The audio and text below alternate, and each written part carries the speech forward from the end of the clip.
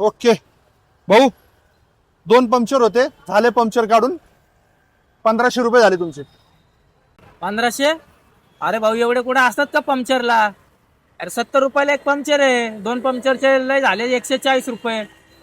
1500 कुठल्या हिशोबाने बोलतोय? भाऊ माझ्याकडे तरी एवढे चार्जेस आहेत.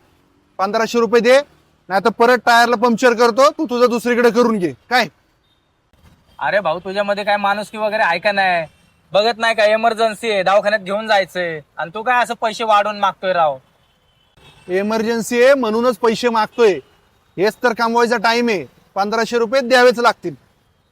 अरे बाळा 150-200 घे. आम्हाला इमर्जन्सी आहे. जरा माणुसकी सोडून वागू नको. ते माणुसकी बिनुसकी मला कळत नाही. पैसे द्या. ए आण रे ते इकडे, दे इकडे.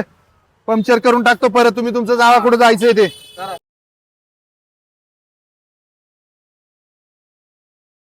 दादा एवढं पण अति करू नका.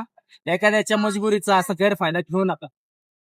अरे मजबुरीचा गैरफायदा घ्यायचं तुझ्याकडनं शिकलोय मी. काही दिवसापूर्वी तुझ्या मेडिकलच्या दुकानात आलो होतो. मला पण अशीच इमर्जन्सी होती. हो दादा, हे औषध पहिले पटकीने काढून द्या. लय इमर्जन्सी, प्लीज अर्जंट द्या जरा.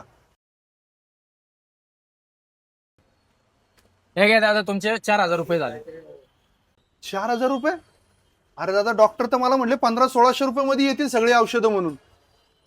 दादा 4000 रुपये होतील. घ्यायची तर घ्या, नाही तर जावा दुसऱ्या दुकानातून घ्या तुम्ही. दादा रात्रीची वेळ आहे, इथं जवळपास कुठलंच मेडिकल नाही आणि तुम्ही मला म्हणताय दुसरीकडनं घ्या औषधं. मजबुरीचा माझा फायदा घेताय तुम्ही. ही तर धंद्याची टॅक्ट आहे. मी आता नाही कमवणार तर कधी कमवणार? मजबुरी आहे तुझी, फायदा मी घेतलाच पाहिजे. सगळेच करतात, मी काय दुसरं करतो? 4000 द्यावे लागतील तरच तुला औषधं भेटतील, नाही तर नाही भेट. ठीक आहे भाऊ, माझी मजबुरी आहे. तू घे आता पैसे. हे घे. यांनी जे माझ्या बरोबर केलं त्याच्यापैकी थोडं जरी मी याच्या बरोबर केलं तर काय चुकीचं केलं मी? दादा तू जे बोलते ते बरोबर आहे. हा त्या दिवशी जे वागलं चुकीचं होतं. तुला त्याचे पैसे द्यावंच लागेल. कुणाचा मजबुरीचा फायदा घेतल्यानंतर काय असतं ते तुला कळेल.